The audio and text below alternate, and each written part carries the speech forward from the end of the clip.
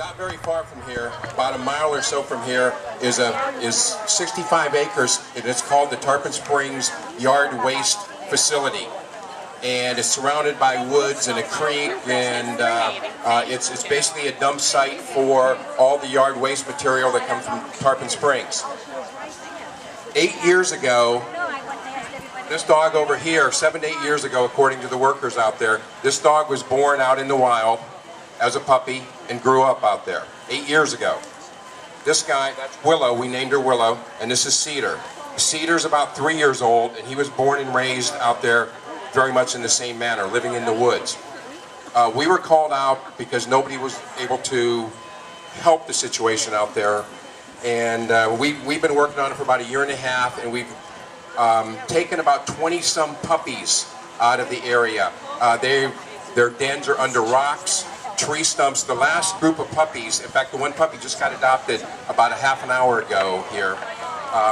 We actually had to use a bulldozer to push over a big tree stump to get underneath to get the puppies out. This is how wild they live. Now Cedar basically is the father to most of them, and most of the dogs look like him. Willow has been a mother to a lot of them, and there's still one more dog that's roaming up there. Anyway, 8 years in the wild, never been touched by a human being. 3 years in the wild, never been touched by a human being. 6 weeks ago, because they're taking Mears Boulevard and extending it through that 65 acres. That's going to happen by this summer. So, you know, these guys have made it all this time only to end up being, you know, probably hit by a car. So we went up there, and the same guys that you hear about that are out there trying to dart the Pinellas County monkey, well, I called them up, they came on up, and within 2 minutes, we were able to dart these two dogs from a distance. They ran into the woods. It takes about 3 minutes for the anesthesia to take effect. So we had to hunt them down in the woods, and we found them not completely out, but unable to walk. We brought them in 6 weeks ago. They've never been touched by a human being, never been close to a human being. So we have been putting a lot of time and effort into these two. And just, this is a miracle.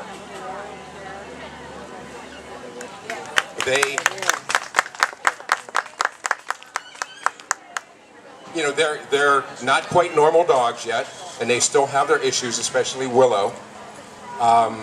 They have heartworm.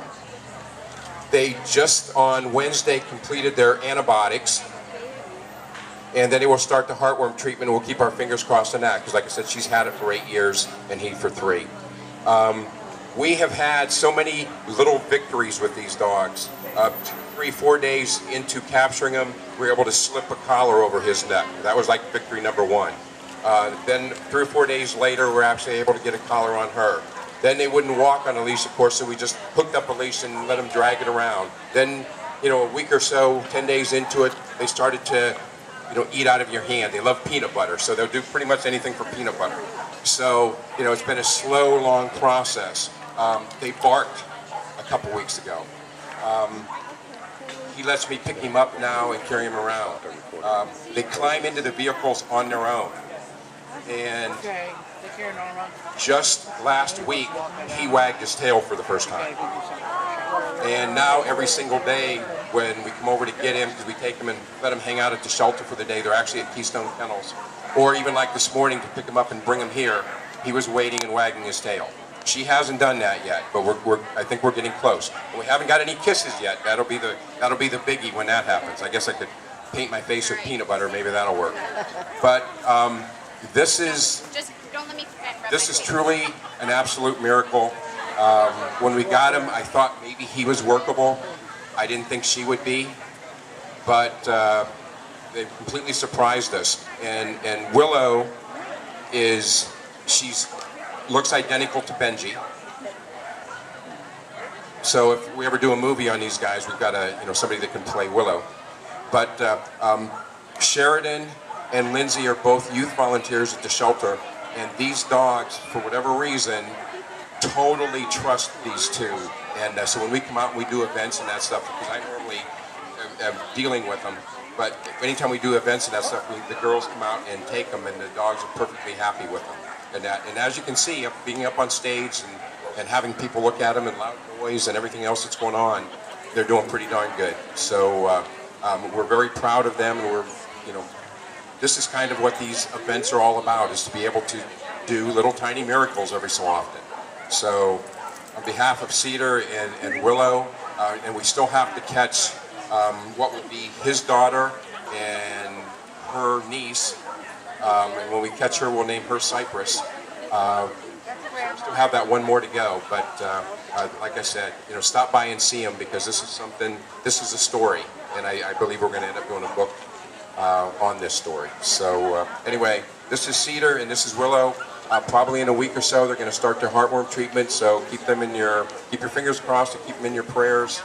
And then they'll be spayed and neutered, and then we'll start the process of looking for that very, very, very special forever home.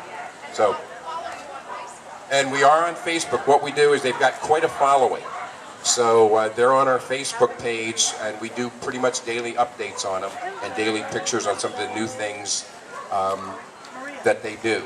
So, and like I said, every single day for the last 6 weeks has been a brand new experience, a learning experience, and the amazing thing about these dogs is they're somewhat afraid of everything that we introduce them to. And within a very short period of time, like 2 minutes, it's forgotten. And they get over it. And then with a healthy dose of peanut butter, then everything's great. So anyway, thank you guys, and don't be afraid to stop by and see Lindsay and Sheridan, but especially Willow and Cedar.